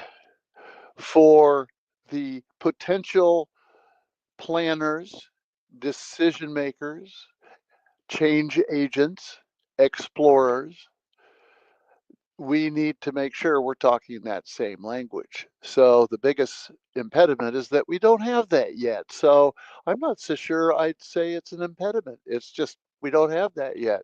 You know, I mean, my son is a accomplished plumber. Well, you'd think that plumbing is just fitting little tubes and pipes together. Oh no, you have to know all the joints and the types of joints of piping, especially if it has to do with water, because water, when it turns a corner, you better have a corner piece that it will withstand that pressure of the water that's turning a corner. You know, I mean, it's incredible that the amount that he has to learn. He's still going to school to learn some of the things that plumbers have to do, have to know in order to do their job. So we haven't gotten there yet. We have not gotten the point where we have the language, and the tools to design the second human evolution. But boy, we better bring everybody in and give everybody an opportunity to come in. Now, an example of that is my wife and I were stationed in Bahrain in the Persian Gulf in 1999. It was when the Shah was being overthrown in Iran. And that was a fascinating thing. And so here we are in a hospital that's already been built, trying to figure out how to manage and survive when it wasn't managing well and it wasn't surviving very well. And so I would be sitting at the planning table with a whole bunch of Muslim people, and they'd break and roll up their prayer rugs, roll them out, and pray, and then they'd get back at the table and we'd talk. And these people were the most wonderful people I have ever worked with in my entire life. What a collection of people, very gentle, very polite to each other. It was mind-boggling how wonderful that was. And I think that one of the things that I was asked like 3 months ago, they said, well, how are you going to deal with all the Islamic people? How are they going to deal with that? I said, listen, I will tell you something. They're going to have a hard time with us. You know, we're not going to have a problem with them, especially the professionals.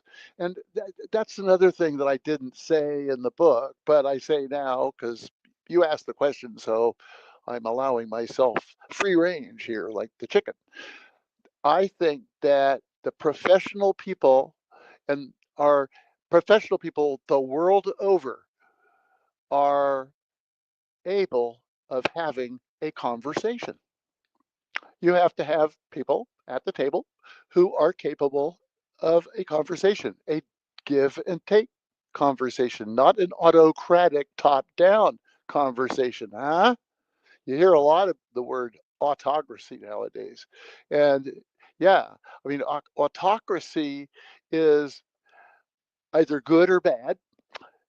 It can actually be good if you have a beneficial dictator who is just trying to get everything in order in a country or in a company that has been poorly managed, you know. I mean, look at Steve Jobs. Steve Jobs got kicked out of his job.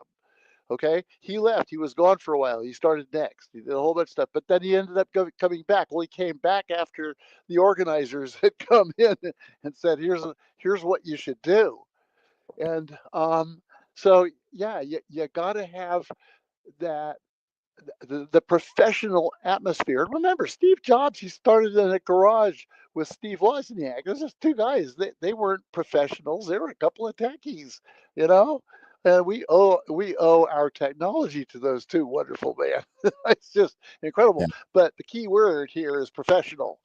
People who are professional have learned their profession, and I'm talking about just about any one of 5,000 types of professionals that you can have in the healthcare industry. I mean, you wouldn't believe. I'll go to a hospital and the laboratory itself, they have pathologists, you know, the guys who look at the slides that have a specimen on them.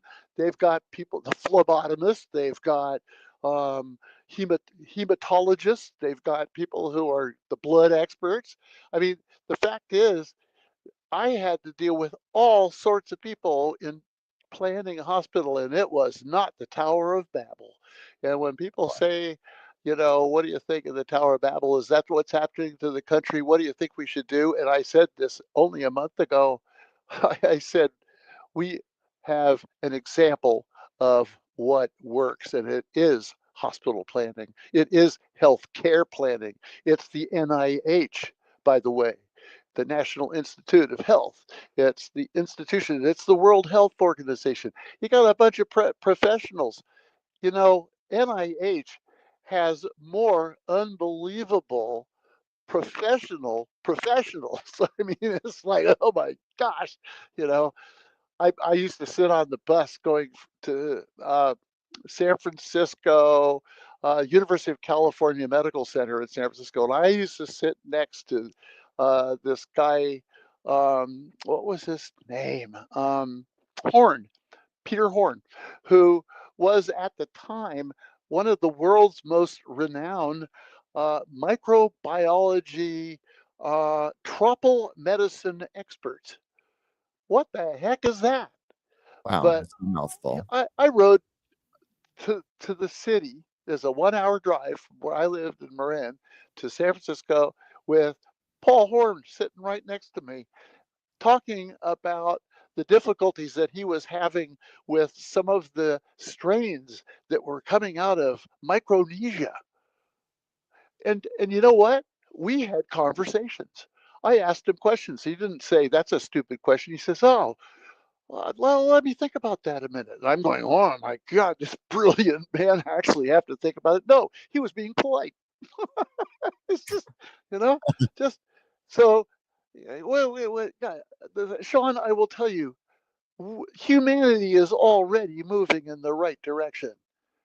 Absolutely. And I can show you example over examples where we have every reason to be positive about this. And it's just talking with you that reminds me every time I get a chance to speak humbly with you movers and shakers of the pre-planning process for the second human evolution. It reminds me that we together are already moving together, as you said in your introduction.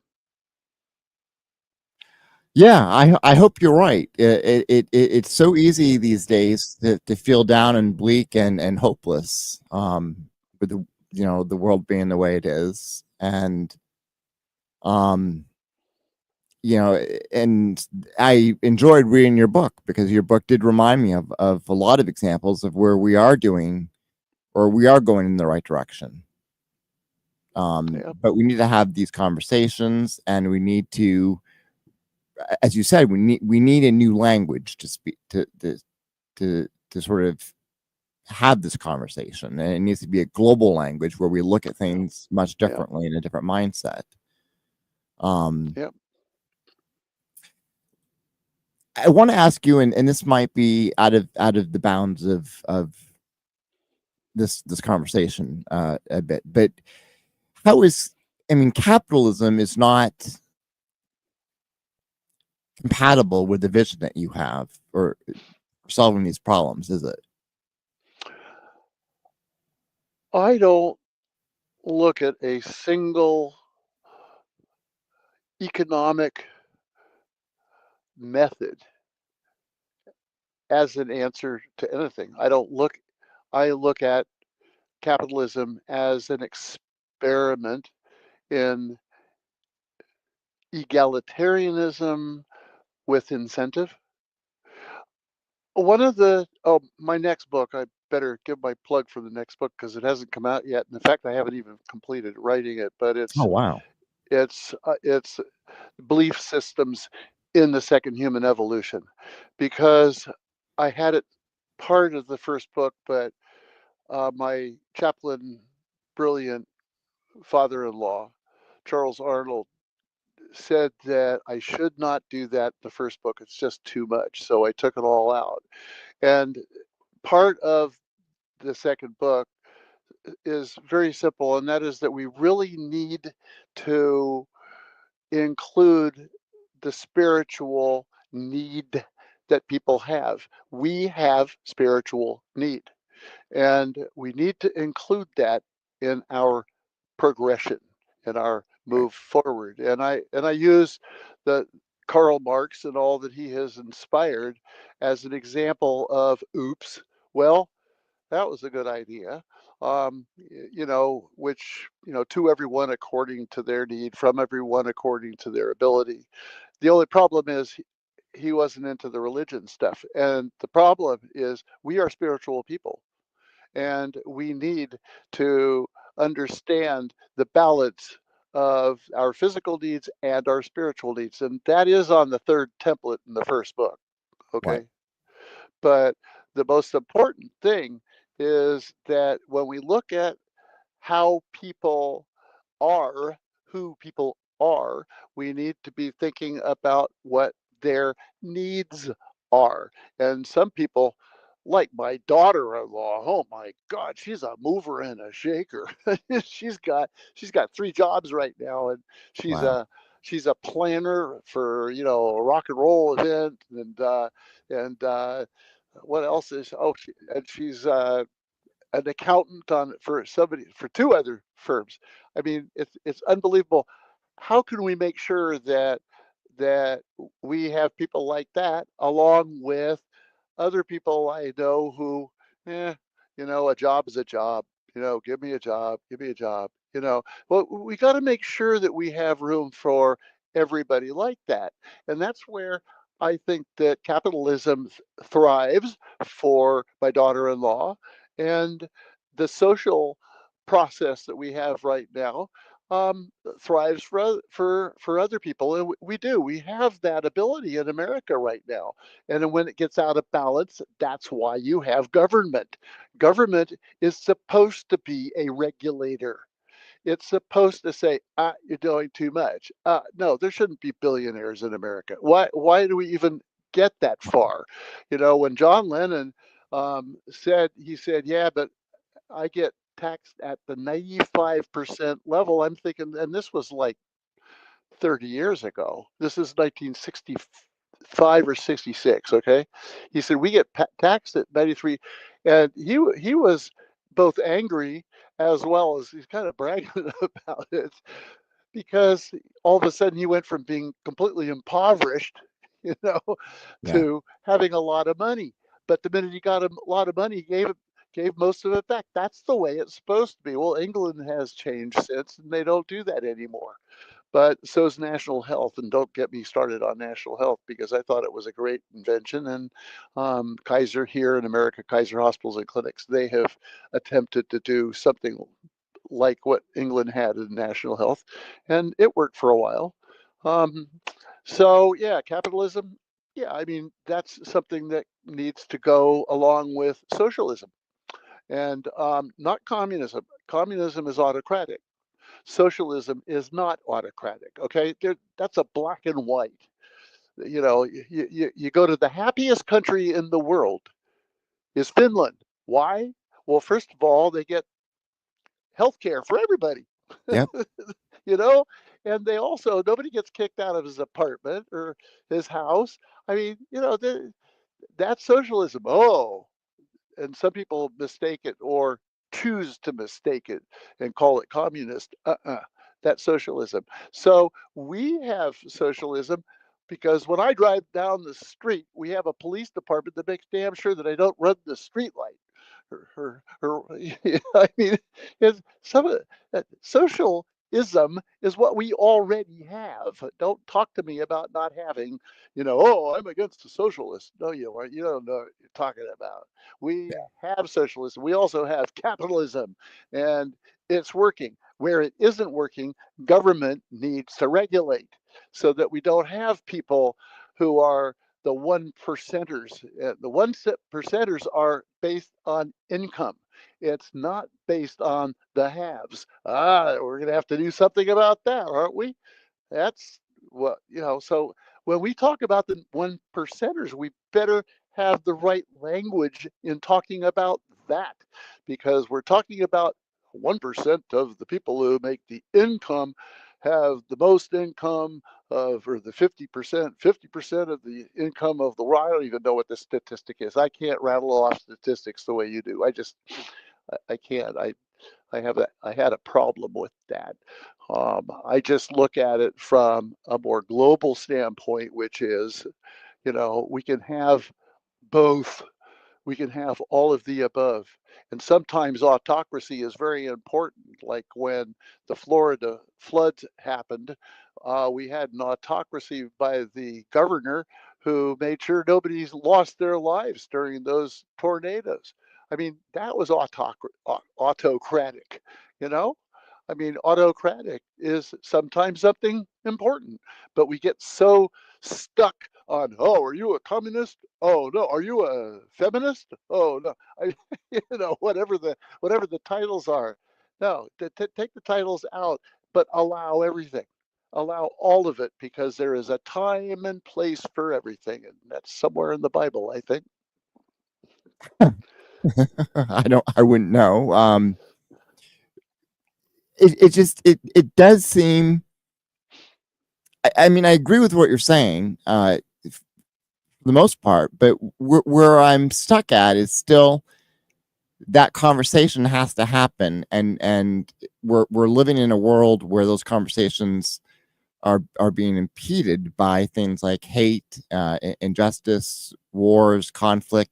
You know, what do you see as a barometer to that, to overcome those barriers and to start having that conversation?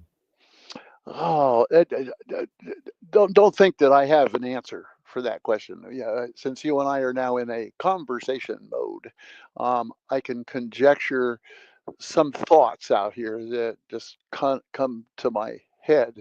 And the first place they start is my feelings of care for peace. That if we look at the institutions that care for peace and look to the institutions to have people who care for peace, then I think that the hate that's out there will eventually subside. You don't take hate from somebody. I mean, if somebody is a hater, then they hate, they find something to hate. I know people who just constantly complain. They're complainers. you know, I know some, I know very few people who hate, but I, working in Nigeria and talking with the governor of River State about what we were suggesting that they do, instead of building a hospital in the middle of Port Harcourt, which was the capital city of River State, I suggested that they build a whole bunch of little clinics outside and staff them with the people who live in the area. Because hospitals and clinics, they don't have just professional people. They've got clerks and cleanup people, and you name it, orderlies, nurses aides, you name it. They've got all sorts. So you can start with that, but also look around for doctors that are Muslims, look, and Hindus and Buddhists and Christians, and put them in this little area. And by the way, that is where I got the idea of having a clinic called the Care for Peace Clinic. That was in that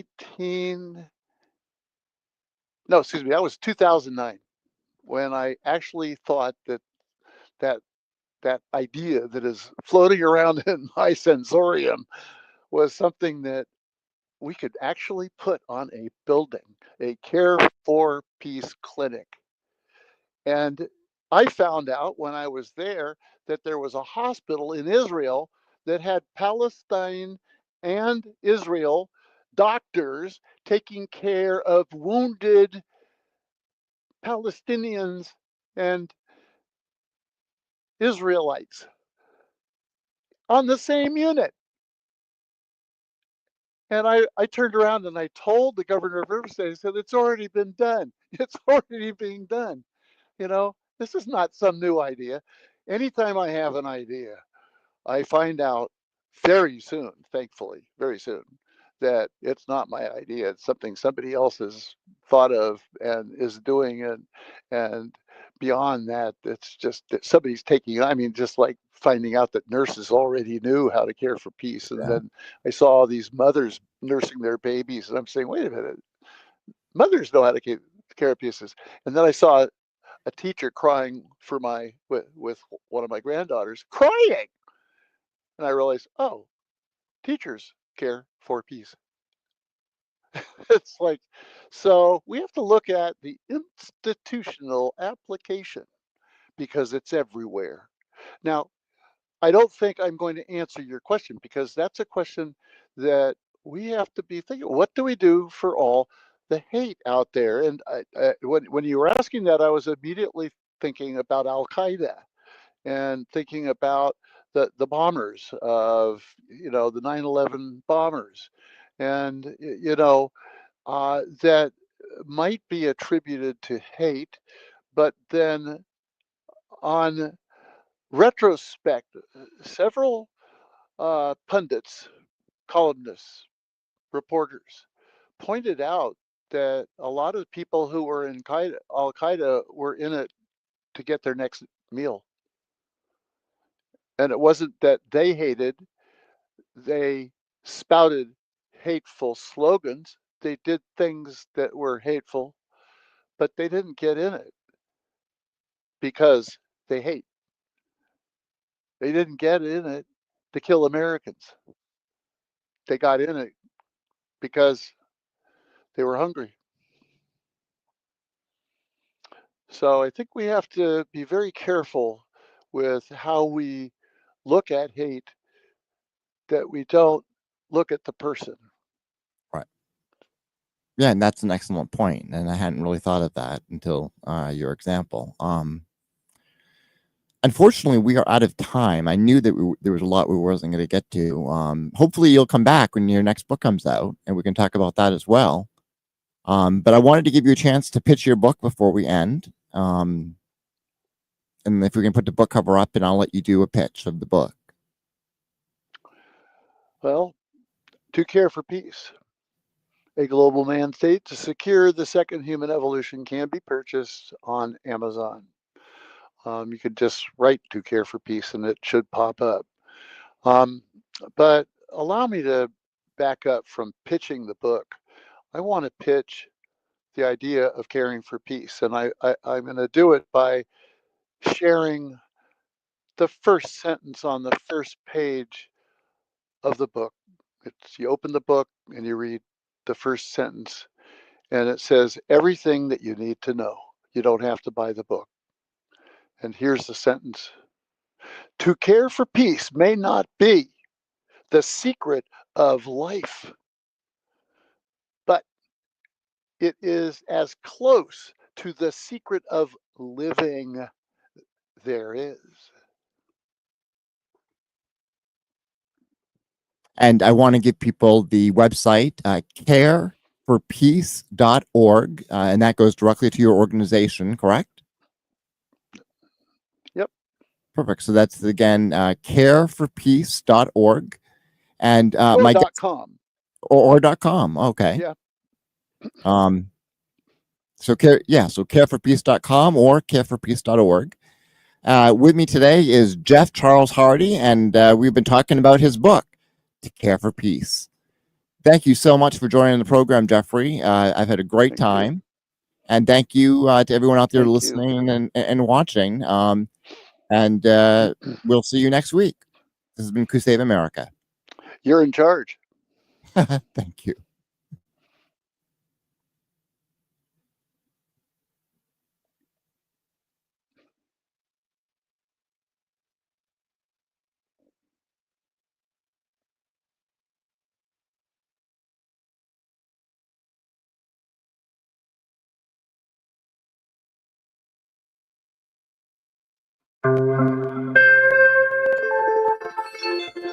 Thank you for being and